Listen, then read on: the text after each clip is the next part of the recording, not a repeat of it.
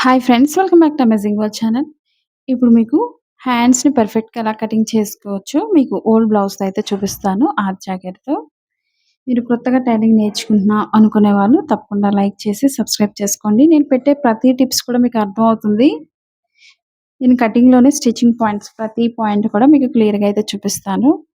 అలాగే చాలా మందికి ఎక్కువ డౌట్స్ ఎక్కువ ఇక్కడే అడుగుతున్నారు చాలామందికి. ఫ్రంట్ పార్ట్‌లో ఎక్కువ ఇక్కడ మనకి ఎక్కువ ఫోల్డింగ్స్ వస్తున్నాయి. ఏం చేయాలనేది టిప్స్ అడుగుతున్నారు కాబట్టి మీకు చూపిస్తున్నాను ఒకసారి బ్లౌజ్‌తోనే. ఇప్పుడు మనకి డ్రెసెస్ కానీ, బ్లౌజెస్ కానీ, డ్రెసెస్ దేనికైనా సరే ఫ్రాక్స్‌కైనా సరే మన హ్యాండ్స్‌కి ఇదే విధంగా మెజర్‌మెంట్స్ అనేది తీసుకోవచ్చు. ఇప్పుడు డబుల్ ఫోల్డింగ్‌లో ఉంది. ఇదే క్లాత్‌ని మిడిల్ ఫోల్డింగ్ చేసుకోవాలి. అంటే 2 హ్యాండ్స్ కోసం చూపిస్తున్నాను నేను. లేదంటే మీరు పేపర్‌తో అయినా కటింగ్ చేసుకోవచ్చు కొత్తగా టైలరింగ్ నేర్చుకునే వాళ్ళు. ఇప్పుడు ఈ విధంగా 4 ఫోల్డింగ్స్‌లో అయితే ఫోల్డ్ చేసుకోవాలి హ్యాండ్‌ని.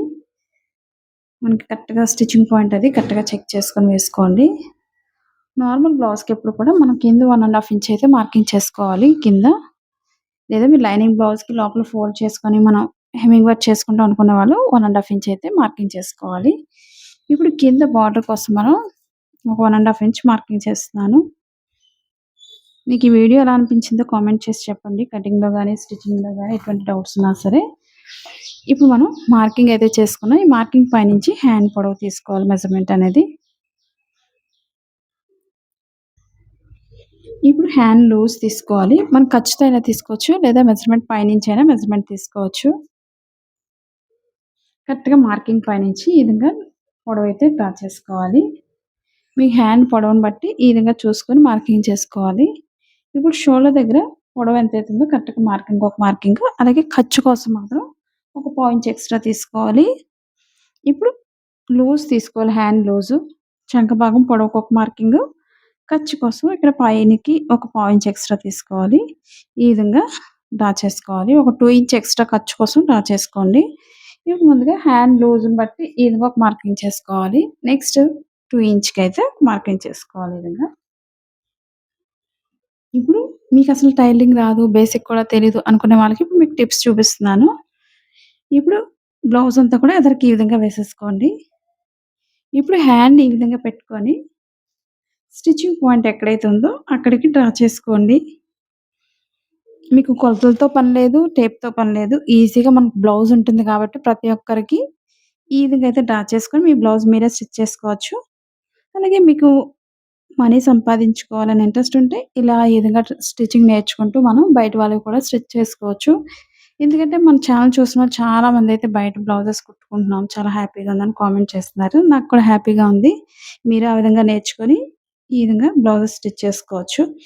అలాగే స్టిచ్చింగ్ పాయింట్‌కి కూడా మార్కింగ్ చేసుకోవాలి. మీకిక్కడ కటింగ్ మార్కింగు, స్టిచ్చింగ్ పాయింట్‌కి కూడా మార్కింగ్ చేశాను.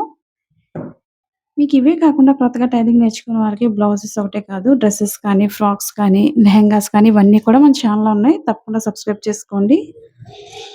ఇప్పుడు ఎక్స్‌ట్రా ఖర్చంతా కూడా కట్ చేసుకోవాలి.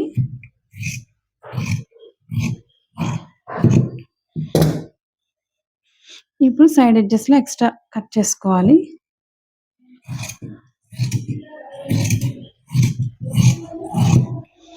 ఇప్పుడు లోపల ఫోల్డింగ్ దగ్గర కొంచెం కట్ చేసుకోండి. అంటే ఇక్కడ వరకు పొడవని తెలియడం కోసం.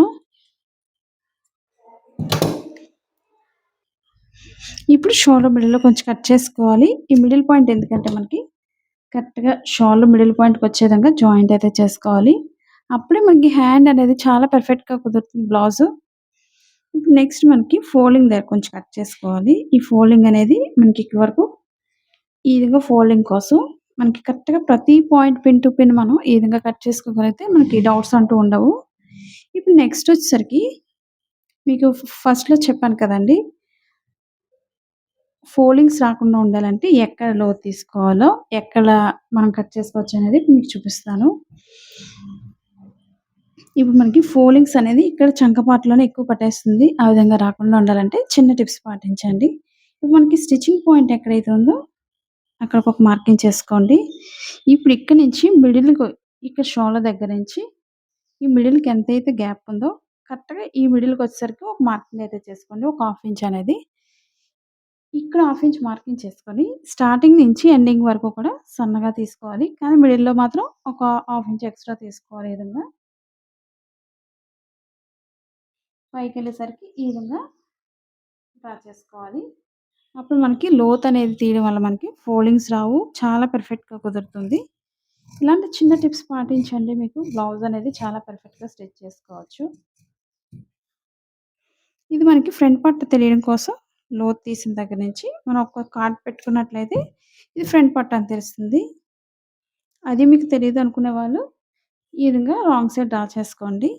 ఇలాంటి చిన్న టిప్స్ పాటిస్తే మీ బ్లౌజ్ అనేది చాలా పర్ఫెక్ట్‌గా వేసుకోవచ్చు. మీకెలా అనిపించింది వీడియో అనేది కామెంట్ చేయండి. మన కటింగ్‌లో గాని, స్టిచ్చింగ్‌లో గాని, అలాగే బ్లౌజ్ కటింగ్ గాని మీరొకసారి తప్పకుండా సబ్స్క్రైబ్ చేసుకోండి. నేను పెట్టే ప్రతి వీడియో కూడా మీకు నోటిఫికేషన్ అయితే వస్తుంది. Thanks for watching.